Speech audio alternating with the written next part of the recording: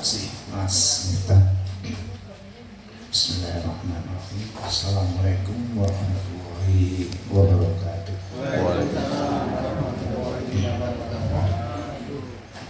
Ibu bapak sekalian, sahabat-sahabat saya, saudara-saudara saya semua, seperti biasa kita awali sebelum taklim, kita membaca ayat-ayat Allah. Hari ini, malam ini, insya Allah kita akan membaca surat Al-Min yang di mushaf disebut surat Ghafir. Al-Mu'min ayat 10 sampai 30 sampai 12 insya Allah.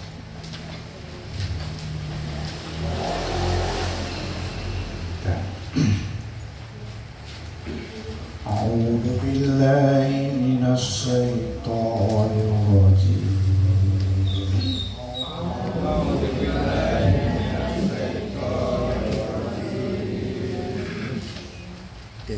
Bismillahirrahmanirrahim.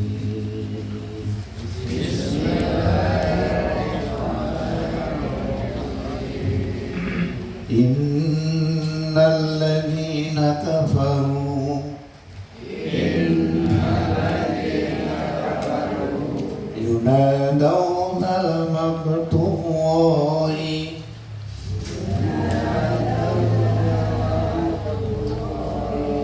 akbar min maqtikum anfusakum idza tud'auna ilal imani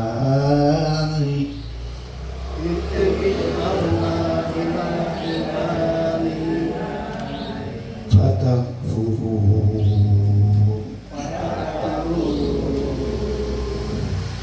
qalu rabbana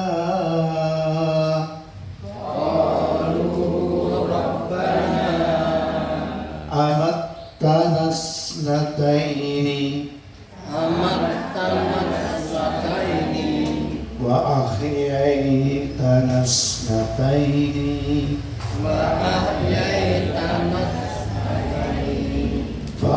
fa'tarafna bidunubina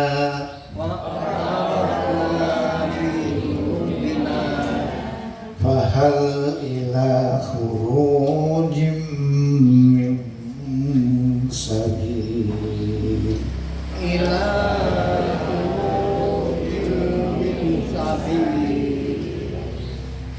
dzalikum bi annahu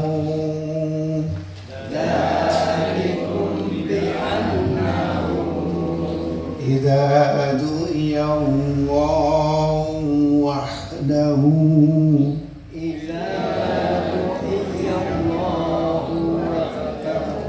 kafartum wa in yushrab bihi tu'minu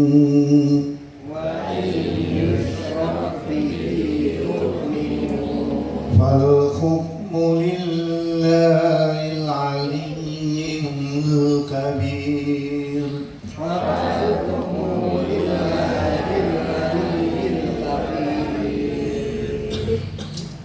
Walladzi yuriikum ayatihi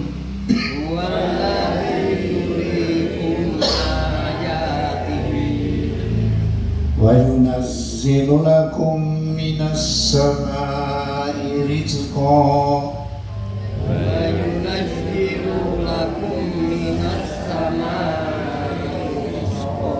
wa ma yattadhakkaru illa man yunib wa ma yattadhakkaru Sadaqallahul Azim.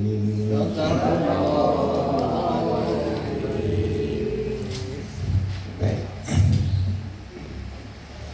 Ayat yang kita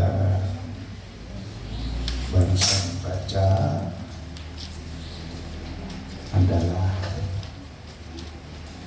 menceritakan kebalikan dari ayat-ayat sebelumnya.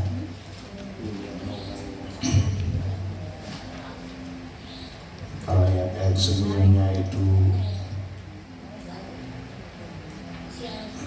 cara tentang surga bagi orang-orang mukmin, maka ini neraka bagi orang-orang kafir.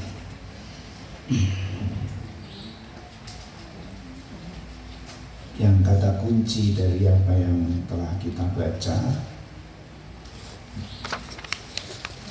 orang-orang kafir itu sangat membenci Allah. Tetapi kata Allah, Allah lebih benci kepada mereka karena setelah diberikan petunjuk itu mereka tetap kafir. Mereka tetap kafir. Nah, itu kata kunci. Makanya pesan Allah pada kita itu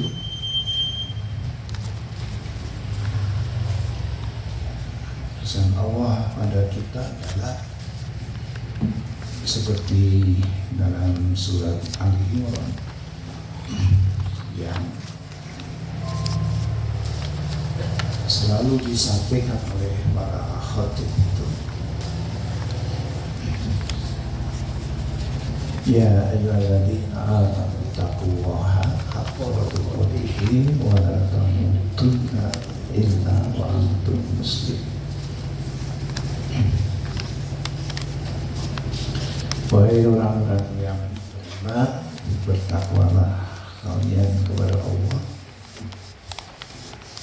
dan jangan sekali-kali kalian mati dalam keadaan tidak berserah diri, tidak muslim. Nah, ini satu hal yang sangat penting, Ibu Bapak sekalian, teman-teman semua. Makanya para ulama mengajarkan kepada kita, karena yang namanya iblis setan itu tidak pernah berhenti menggoda kita sampai pada saat-saat yang sangat penting, yaitu sakaratul maut. Para ulama mengajarkan kepada kita, kalau kita menghadapi orang yang menghadapi sakaratul maut, kita mengajarkan talqin la ilaha illallah, sampai kemudian keluar dari mulut orang yang sakit itu hanya satu kata, Allah. Bahkan ada yang bilang cukup itu kita yang hadir nggak boleh ngomong apapun. Khawatirnya ketika kita ngomong, dia mendengar, dia menyahut atau menanggapi, terus mati. Kalimat terakhirnya bukan la ilaha illallah. Maka di antara yang dilakukan, yang diajarkan para guru-guru dulu itu untuk mengantarkan orang menuju sakaratul maut itu, kita bacakan surat Yasin. Ada yang mengatakan surat itu sama aja. Kalau saya mana aja. Yang jelas itu yang dibacakan firman-firman Allah, bukan kalimat-kalimat yang lain. Ya, bukan kalimat-kalimat yang Karena secara teoritik yang pernah saya sampaikan, di bawah otak bawah, di dalam otak bawah sadar kita ini tersimpan sekian banyak informasi.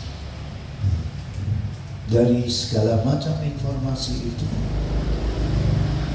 ada informasi yang itu menjadi satu kebiasaan. Misalnya, aduh, misalnya, atau asap. Ini bahaya, berbahaya.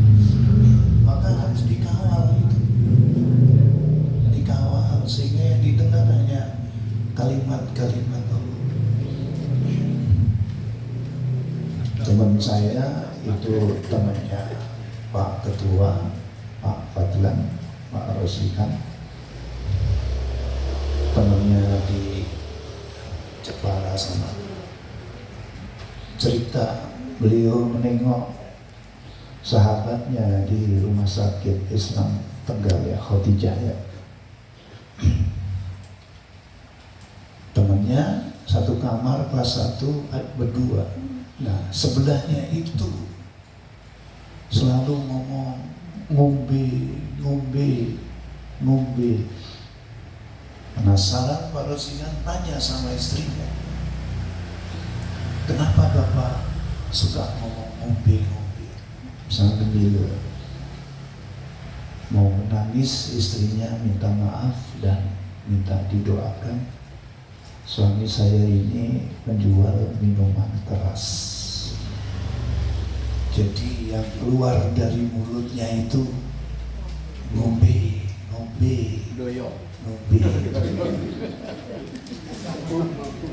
Tapi sekarang malah jadi populer gara-gara sebotol. Nah, ya, itu jadi luar biasa. Nah ayat Ali Imran itu juga ibu bapak sekalian ya, itu kita kalau belajar Al-Quran nggak boleh satu ayat gitu aja berhenti di situ. Kita lihat konteksnya, hubungannya dengan ayat sebelumnya atau ayat setelahnya. Kita kalau dari Ali Imran itu, mohon maaf waktunya sedikit, itu wala tamutunna illa wa antum muslimun. Kita benar-benar bisa meninggal dalam keadaan muslim ketika kita wa'tasimu bihablillahi jami'an wa la tafarraqu. Kita harus menjaga keutuhan, nggak boleh bercerai-berai. Makanya saudara-saudara keluarga yang masih hidup, mohon dimaafkan ya Bapak, mohon dimaafkan Ibu. Jangan sampai yang meninggal ini kemudian masih ada kebencian, masih ada. Allah mengingatkan, wadkuru nikmatallahi alaikum id kuntum a'da'an fa'allafa baina qulubikum fa'asbahtum ikhwan. Bagaimana dulu kalian tuh bermusuhan, kemudian Allah melembutkan hati kalian, kemudian kalian berbaikan seperti saudara. Itu harus dijaga. Kita ini kadang-kadang karena masalah kecil itu jadi berkepanjangan, bahkan sampai ngomong dadio buanu larut hati bodoh untuk bilang ya ibu-ibu sekalian. Alhamdulillahirabbil alamin, wassalatu wassalamu ala asyrofil anbiya'i wal mursalin wa ala alihi wa ashabihi ajmain. Rabbi shrah li sadri wa yassir li amri wa hlul 'uqdatam min lisani yafqahu qawli. Jadi majelis ini sangat indah gitu ya. Pasang titip ya, diuri-uri. Nah, mudah-mudahan kita doakan jadi amal jariah beliau. ibu bapak sekalian semua. Mas Miftah, benar kalau kemudian yang ditunjuk Mas Miftah. Yang keduanya Pak Fadlan juga benar kalau yang ditunjuk itu Pak Fadlan. Mudah-mudahan beliau berdua selalu sehat ya. Barusan cerita tadi mau pulang di Simpang 5 kehujanan. Yang dipikirkan majelis ini gitu. Kemudian terus nanti Ustadz Ali ngajinya gimana ya, prei itu bukan kajian juga nikmat gitu ya. Nah, ibu bapak sekalian, itulah kemudian saya juga mencoba.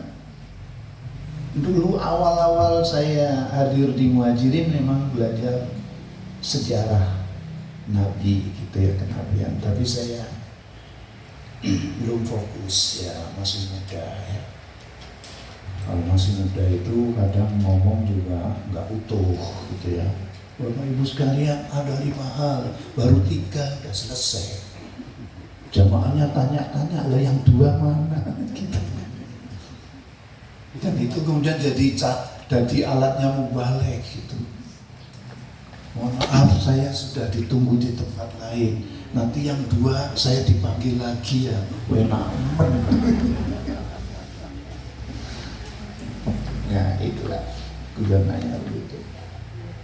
Nah saya nggak pernah berhenti membaca sirah ini Bapak sekalian. Alhamdulillah. Meskipun udah nggak bisa baca saya sebetulnya.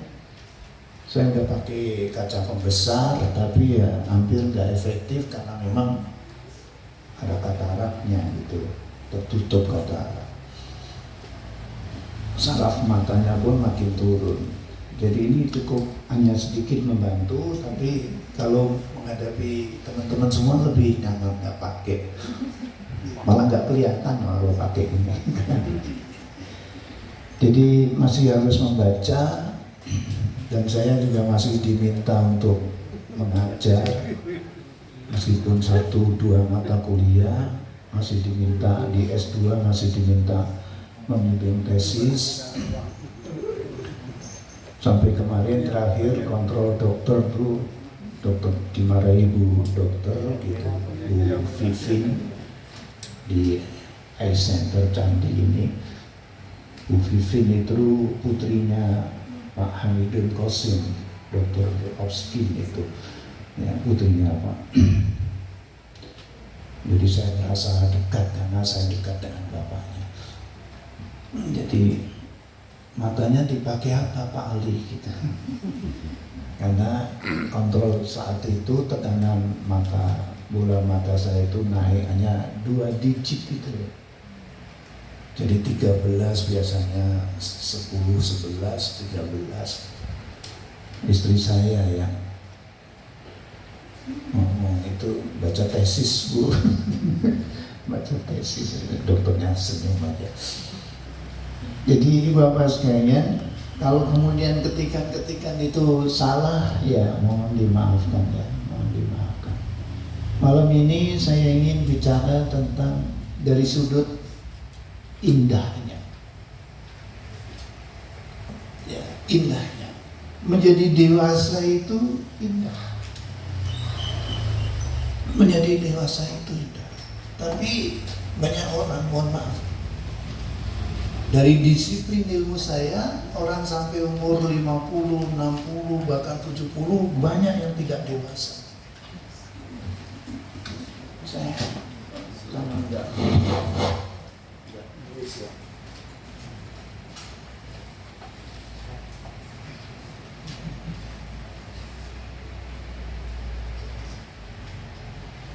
Jadi dewasa itu ada 3.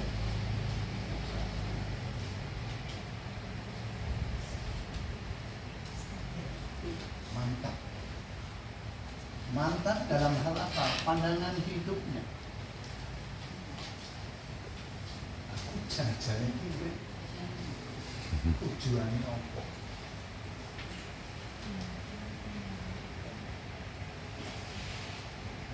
Terkait dengan pandangan hidup ini, nilai yang dipegangi ya nilai bukti di sini.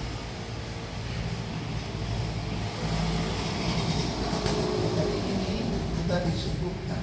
Sebetulnya orang jadi bupati itu maunya apa sih? Naikkan PBB.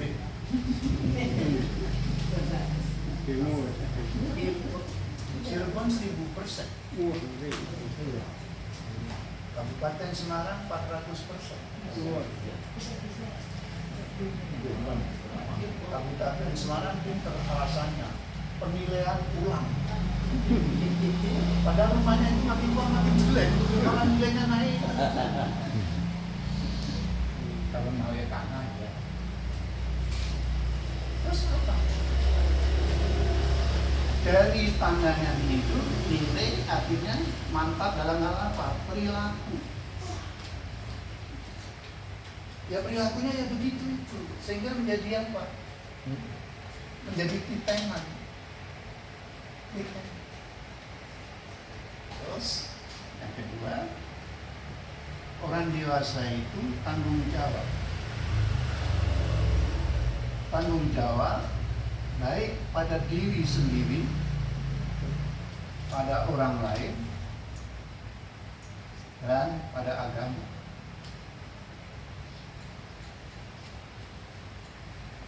Dan yang ketiga, orang dewasa itu mandiri. Satu, secara ekonomi, terus jaluk bapak ini. Terus yang kedua, secara perbuatan. Pertanyaannya tadi saya bilang, kenapa orang tidak dewasa? Orang itu umur berapapun tidak dewasa karena ada 1, 2, 3, 4, 5 perkembangan manusia, yang 5 ini dewasa, yang di sini pengembangan pribadi. Nah, pengembangan pribadi ini selalu mengalami konflik, baik konflik 1 maupun konflik 2, yang jalan keluarnya adalah penyesuaian diri. Orang yang tidak dewasa itu muter-muter di konfliknya, tidak pernah mampu menyelesaikan diri. Orang kerja saya merokok, merokok berat. Dari mana itu, Mas?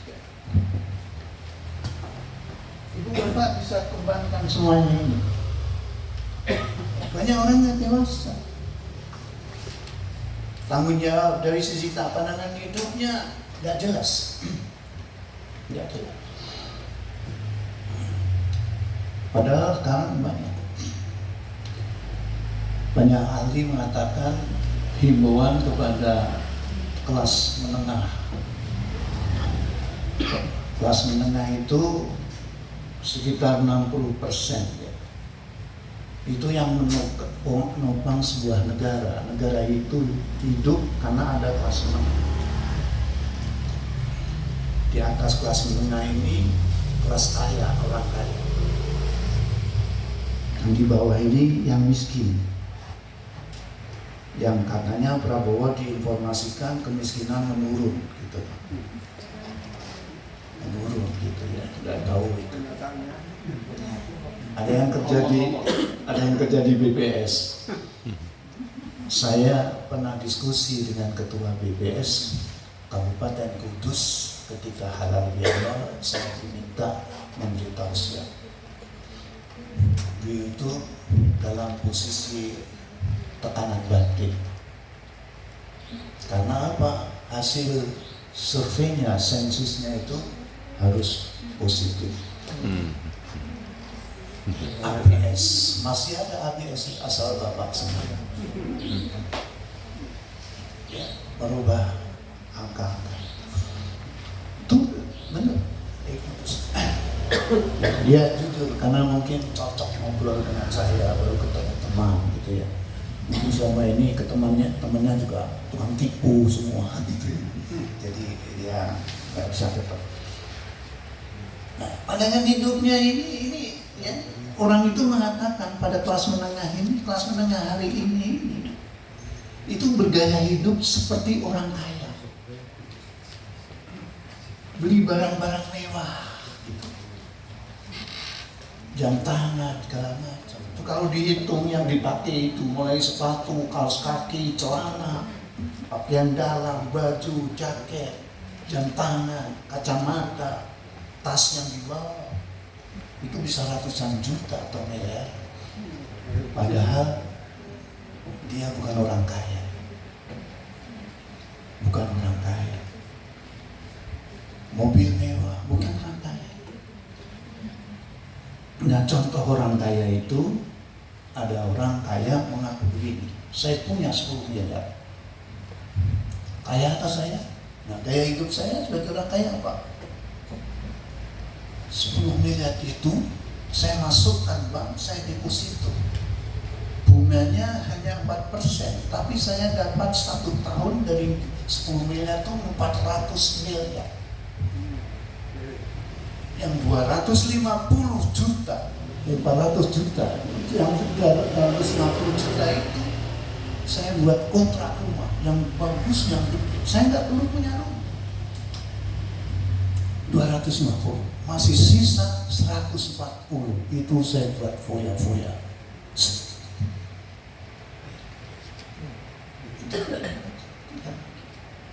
Nah, kita ini mau kayak gimana? Udah tabungan kecil.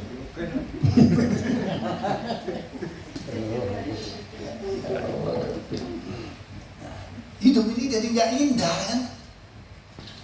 Jadi nggak indah hidup ini.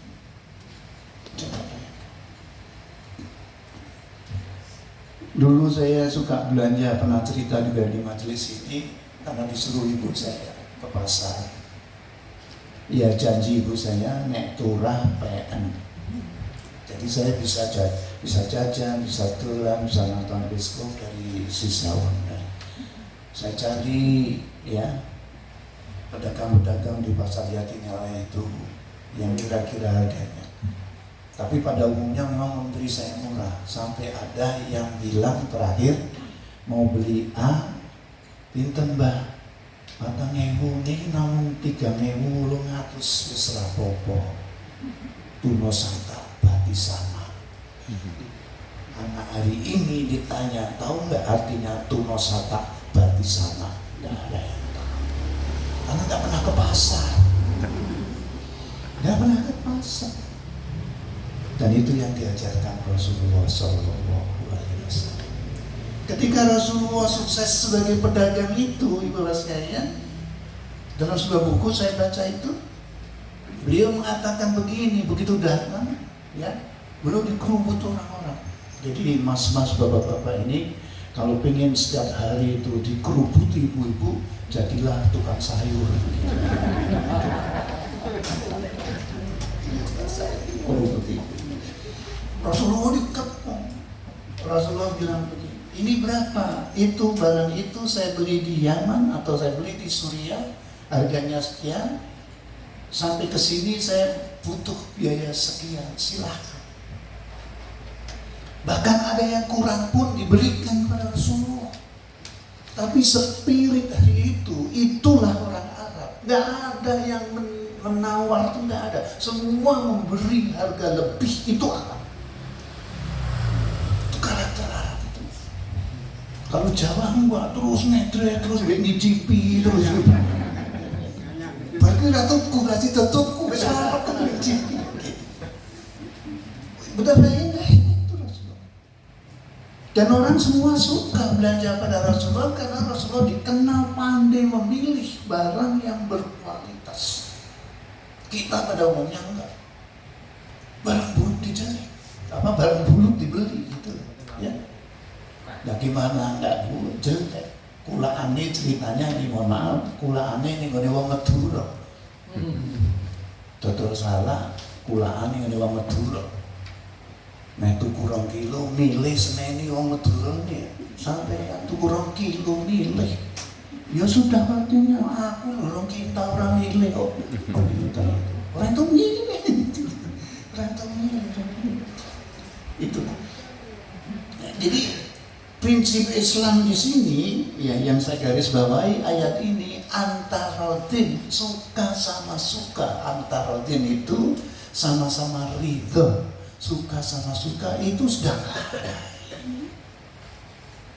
Kita hari ini terus digiring dengan pasar-pasar modern, sekarang bayarnya pakai kris.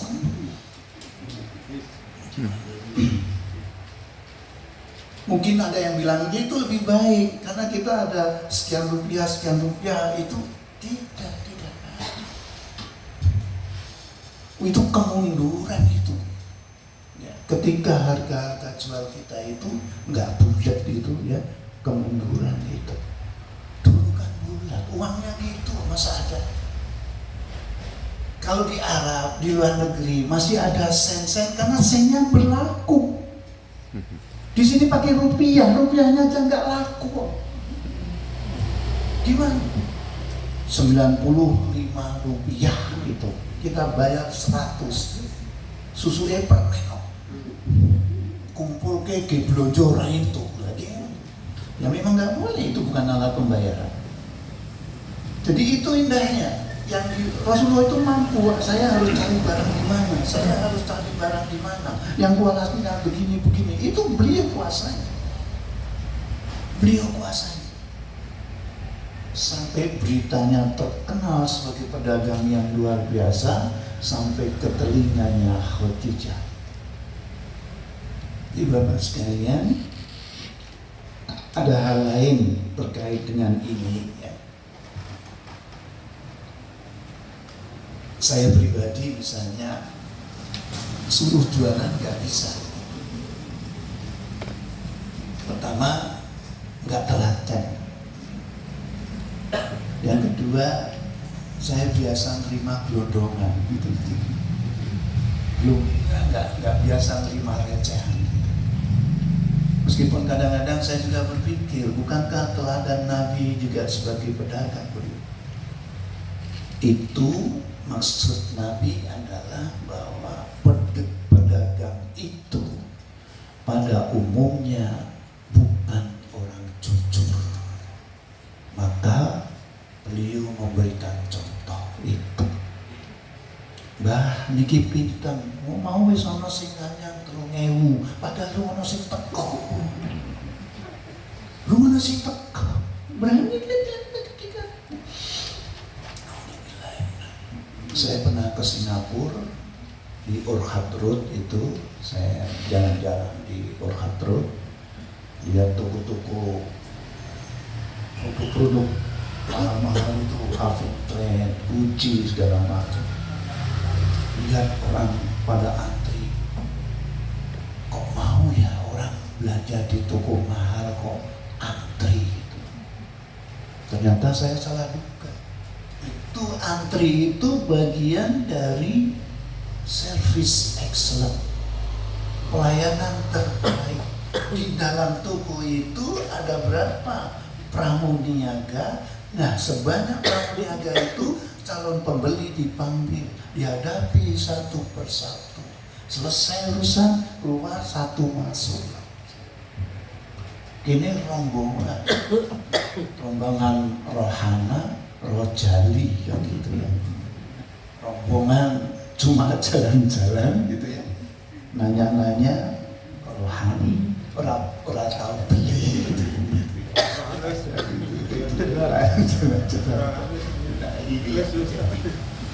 Ibadah sekalian, indahnya. Jadi Rasulullah itu begitu. Dan niat dagang Rasulullah adalah apa? Membantu memenuhi kebutuhan orang lain tanpa orang lain itu bersusah payah pergi ke pasar. Ibu bapak sekalian, teman-teman semua, bayangkan itu abad ke-7.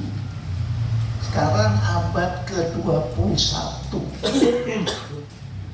Abad ke-7 itu sudah seperti itu Rasulullah berdagang itu. Karena tertarik Khadijah, dia ingin barang dagangannya dijualkan oleh Rasulullah. didampingi pembantunya Maesaro. Berangkat beliau berdua. Yang indah di mana? Ketika Rasulullah dan Maesaro, pembantu Khadijah, berangkat pergi menjalankan perniagaan itu, Khadijah naik ke loteng. Orang Arab tuh rumahnya semua di atasnya itu ada lotengnya. Karena mereka kalau musim panas tuh panasnya bukan main, mereka naik di atas itu. Yang pernah tinggal ke sana, yang punya kesempatan nyuci itu di lantai atas, ditempatkan mesin cuci, jemuran, nanti situ mereka di situ. Tapi di sana kan jarang pohon. Kalau di sini buat panas ada pohon tuh adem silir. Di sana ya enggak gitu ya, enggak ada situ panas. Tapi itu mending daripada AC terus sama Khadijah. Itu seperti itu. Nah, Khadijah itu naik ke atas. Beliau melihat perjalanan Rasulullah dan Maesaro itu. Beliau melihat apa yang beliau lihat? Apa yang Khadijah lihat? Beliau berdua, Rasulullah dan Maesaro itu dinaungi awan. Kelihatan sekali awan itu agak rendah, itu menaungi perjalanan beliau. Terus dalam hatinya, ini bukan orang biasa. Semakin tertarik, begitu pulang, ya Rasulullah pulang itu kemudian apa? Melihat hasil yang luar biasa. Keuntungan yang diperoleh itu lebih besar. Karena memang barang-barang Khadijah juga berkualitas. Khadijah terkenal sebagai pedagang yang sukses, kaya raya. Barangnya berkualitas, luar biasa. Terbesit dalam hatinya ingin menikah dengan Rasulullah. Dia panggil sahabatnya yang juga sepupu jauh dari Rasulullah, yaitu Nafisa. Diceritakan pengalamannya. Apa kira-kira dia mau? Kalau bahasa sekarang, insya Allah mau. Percayakan pada saya. Nafisa menemui Rasulullah. Wahai Muhammad, maukah kau bernikah? Emang ada perempuan yang mau sama saya? Saya yatim piatu, nggak punya apa-apa. Nggak punya apa-apa. Kalau ada yang mau,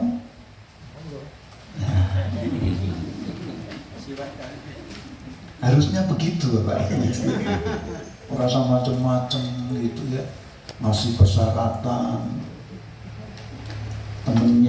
Teman saya ceritakan temannya melamar itu orang temennya untuk jadi istrinya, bapak ibunya itu macam-macam. Terus terakhir mau pulang, terus terakhir nih jangan lupa ya disiapkan juga tiket ngulon.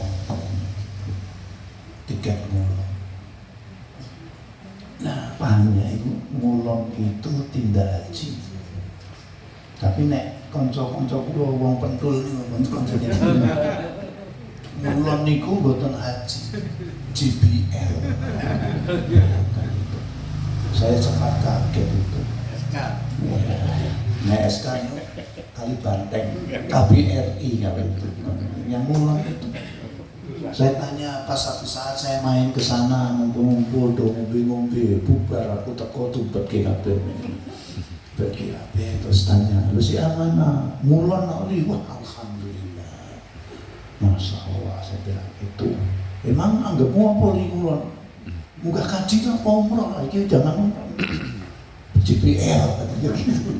Ya Allah. Itu tiket mulu. Nah teman saya ini mami, dia pamit tapi kemudian sambil marah itu, bapakku ibuku turu mau kowe dhisik. Rasid orang gali meneh itu loh. Cukup. Makanya saya juga sering menyampaikan pada murid-murid saya, syarat istri, kriteria istri jelas dikatakan Rasulullah. Tungkahul mar'atu li arba'in. Wanita itu dinikahi karena 4 hal. Satu, lima liha kekayaannya, li jamaliha kecantikannya, li kasabiha turunannya anak sopo, wali diniha dan agamanya. Rasulullah menguatkan, pilihlah agamamu, insya Allah kamu akan bahagia. Rahasianya apa? Itu kalau agamanya luar biasa, suaminya itu hanya bisa memberi uang sedikit, tetap alhamdulillah. Tetap alhamdulillah. Gak akan pernah marah. Gak akan pernah marah. Tapi tidak. Nah, laki-laki itu cuma dua. Syarat untuk dinikahi itu dua, yaitu bisa menjadi imam dan bisa atau mampu mencari nafkah. Imam itu terutama imam sholat. Itu kalau biasa sholat, suami istri sholat berjamaah, itu mananya kayak apa? Tunggu aja azan.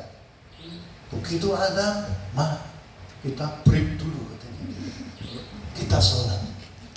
Begitu sholat, suaminya membacakan waladhdallin, kira-kira apa yang diucapkan istrinya? Amin, selesai. Kecuali waladhdallin prek. Amin itu. Jadi itu selesai itu. Ya, itu ada sholat. Dia berwudu, kemudian sholat bareng, terus berdoa. Suami kalau berdoa itu di belakangnya istri atau di belakangnya anak itu yang jelas ngomongnya. Jadi anak-anak itu juga kalau dengar, oh bapakku pengen aku jadi pengen jadi aku. Jangan dulu amin itu jadi imam. Yang kedua, sanggup mencari nafkah berapapun nafkahnya. Berapapun nafkahnya. Pengalaman saya hidup berumah tangga, untuk keuangan keluarga itu nggak ada batasnya. Kasih sedikit cukup, kasih banyak habis. Istri saya meninggal itu dari gaji pertama 25.000, 54.000, 84.000, sampai kemudian ketika dia meninggal itu gaji saya 5,5 juta gitu ya. Ditambah tunjangan jabatan itu 5 juta, 10,5 juta. Beliau meninggal itu tak bongkar pakaiannya itu. Mau menawa sing diselip-selip ora.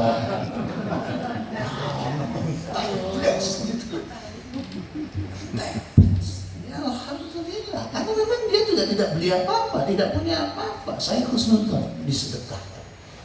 Saya husnudzon disedekahkan. Nah, itu ibadah sebenarnya. Ya, jadi yang terjadi seperti itu. Nggak ada ini. Nah, istri tadi itu. Nah, itu mestinya kemudian apa? Lewat perantara. Khadijah meminta Nafisah, Rasulullah meminta Nafisah. Ketemulah, oke. Nafisah ketemu Khadijah, dia mau. Dia siap. Rasulullah diberitahu ada yang mau sama kamu. Siapa? Khadijah itu langsung mau beliau. Beliau juga mendengar Khadijah itu janda kaya raya, udah cantik, kaya raya, akhlaknya mulia. Siapa yang gak mau? Tapi hati-hati yang suka nonton short video, saya janda, penghasilan saya begini, gak peduli. Pokoknya siapa yang mau sama saya, umurnya berapapun gitu, saya siap menikah. Belum tentu. Yang nikahin yang video short itu ya, video pendek, bukan di alam nyata begini. Nah, kemudian indah nggak Ibu Bapak sekalian? Indah. Para ulama kemudian mengatakan pernikahan Rasulullah ini itu yang mengatur siapa? Allah. Allah gerakkan hati Khadijah, Allah gerakkan hati Rasulullah. Dan yang sangat indah kemudian Rasulullah memberikan mas kawin 200 20 ekor unta. Setelah beliau berdua menikah, Khadijah menghadiahkan Zaid bin Harisah. Zaid bin Harisah, budaknya, itu dihadiahkan kepada Rasulullah, kemudian Rasulullah memerdekakannya. Pada awal waktu Rasulullah mengangkat sebagai anak, kemudian ditegur oleh Allah, enggak boleh, kembalikan dia tetap pada namanya Harisah, jangan kau ganti dengan Muhammad. Zaid bin Harisah, Rasulullah mengumumkan, ini anakku Zaid bin Muhammad, ditegur. Nggak boleh. Dan Rasulullah ya itu saling memberi hadiah, saling memberi hadiah. Rasulullah memberikan hadiah. Dan di kemudian hari pernikahan Rasulullah itu sangat-sangat indah. Al-Ghafurlah Allah yarham, bapak saya, guru saya, teman saya, pendidik saya, yang selalu saya sebut di majelis ini, Pak Rafiq Anwar. Kemarin putranya baru datang ke rumah saya sama ibunya, sama kakaknya. Dia baru pulang dari Madinah, sudah lulus S1 dan langsung diterima S2. Liburan musim panas ke sini. Setiap kali itu dibawa ke rumah itu. Saya cerita sama Pak Rafiq itu tentang kebiasaan Rasulullah. Rasulullah itu sehabis sholat subuh itu selalu mendatangi istri-istrinya. Ditanya, apa kabarmu hari ini? Adakah yang bisa saya bantu? Semua menjawab, tidak ada Rasulullah. Tidak ada yang harus kau bantu. Pak Rafiq ini mendengar cerita itu nangis. Saya menyinggung Bapak ya, enggak. Kenapa Bapak nangis? Saya sedih Pak. Kenapa Bapak sedih?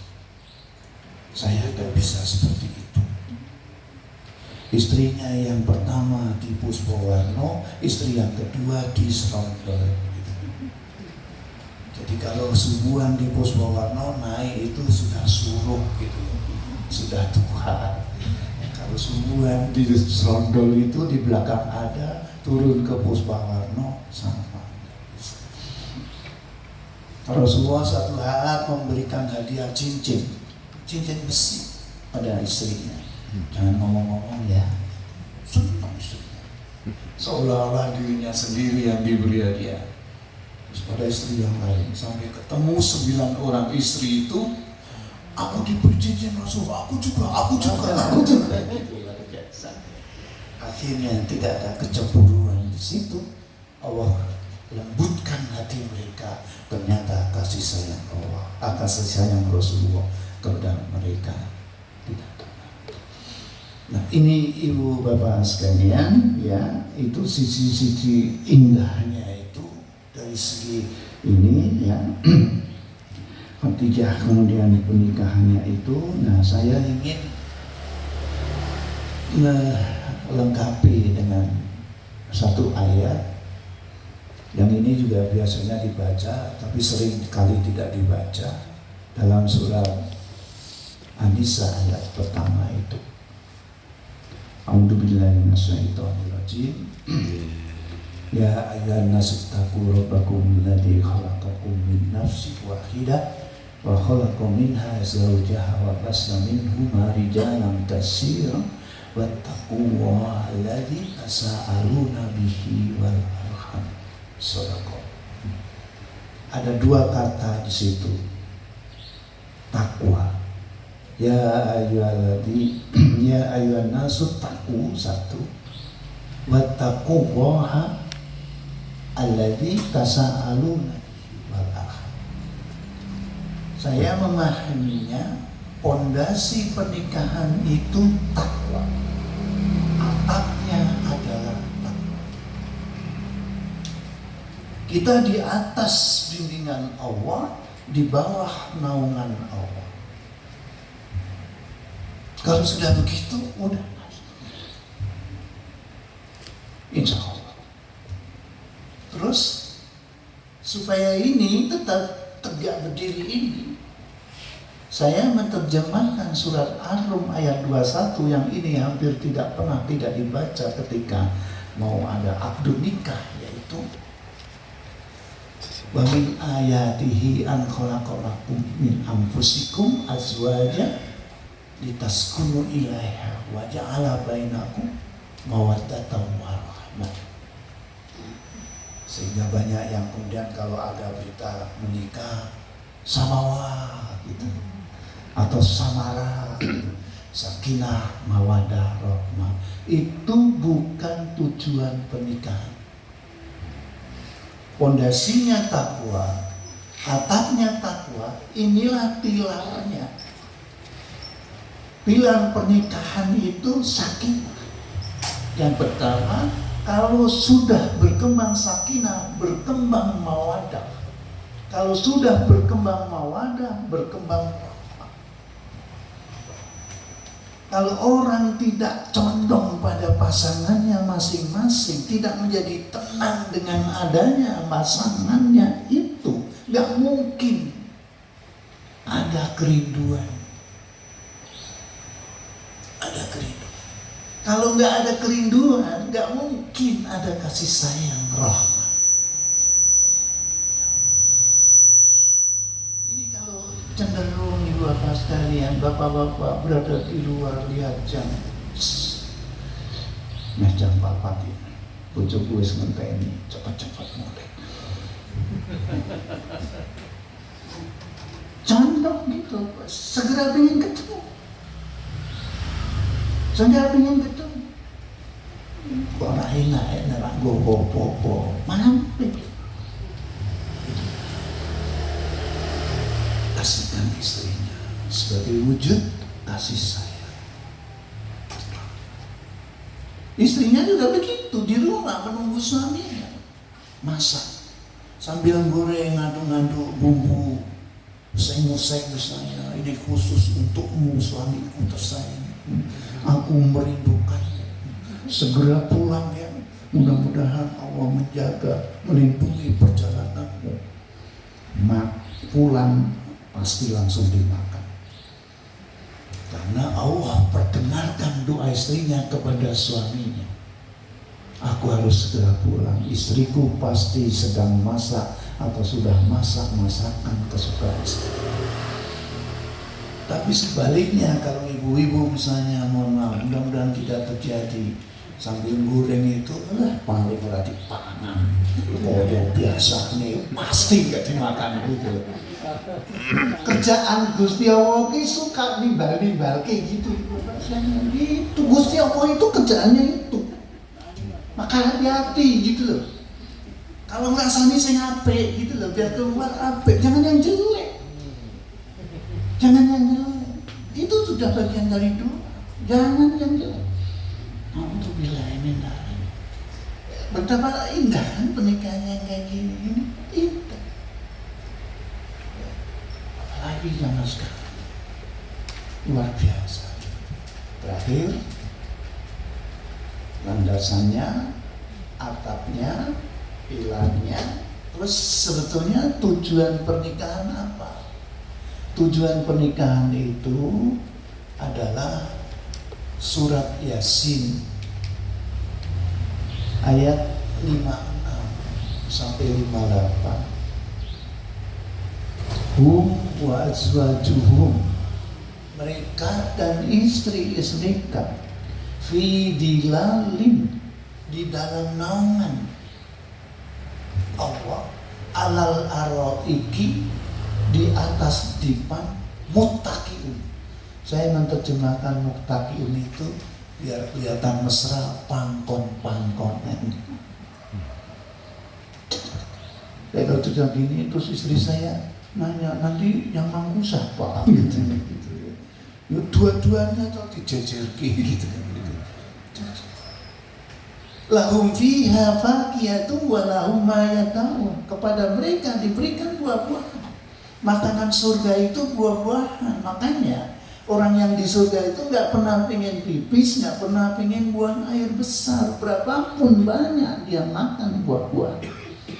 Makanya di surga itu nggak ada WC. Di surga itu nggak ada WC, itu baunya buruk, nggak enak baunya. Makanya termasuk di surga itu nggak ada nenek-nenek. Nenek-nenek nggak masuk surga. Kayak Bu Laila ini nanti masuk surga jadi gadis lagi. Nenek-nenek Rasulullah nanya, apa datang pada Rasulullah, ya Rasulullah doakan saya masuk surga. Rasulullah berguru, nenek-nenek nggak bakal masuk surga, nangis kok. Terus untuk apa sholatku, puasaku, baca Quranku, sedekahku, segala macam ibadahku? Nanti nenek itu masuk surga berubah jadi perawan lagi. Karena aroma surga itu harum, aroma nenek-nenek itu bau balsem. Gak masuk gitu ya. Jadi itu makanya gak ada di sana itu begitu. Semua yang jelek-jelek itu gak ada di surga. Nggak ada di surga. Jadi kalau kayak istri saya ini masih ada perasaan cemburu nanti begini itu nggak ada di surga. Itu nggak ada juga. Seseorang suami yang istrinya banyak cemburu nggak ada kecemburuan. Di dunia ada itu, dan itu penyakit yang diwariskan oleh iblis laknatullah. Supaya kita yang digoda itu masuk neraka. Nggak ada kedengkian itu, makanya jangan percaya itu. Nah itu ya Ibu Bapak sekalian. Jadi ini kita lihat versi indahnya itu ya, versi indahnya itu. Itulah dua hal. Menjadi dewasa itu indah. Bagaimana ketika orang itu sudah punya pandangan hidup, saya harus begini. Kalau berangkat dari tujuan penciptaan manusia, saya harus jadi atur. Saya harus jadi khalifah tua. Saya harus jadi rahmatan lil alamin. Betapa indah. Nilai-nilai yang digunakan adalah nilai-nilai yang mengarah, membimbing untuk menjadi abdullah, menjadi khalifah tua, menjadi rahmatan lil alamin. Tidak ada nilai-nilai keserakaan, harus kaya, harus gini. Naudzubillah. Terus kemudian perilakunya ya sesuai perilaku atua, perilaku khalifah tua, perilaku rahmatan lil alamin. Tanggung jawab pada dirinya sendiri, capek istirahat.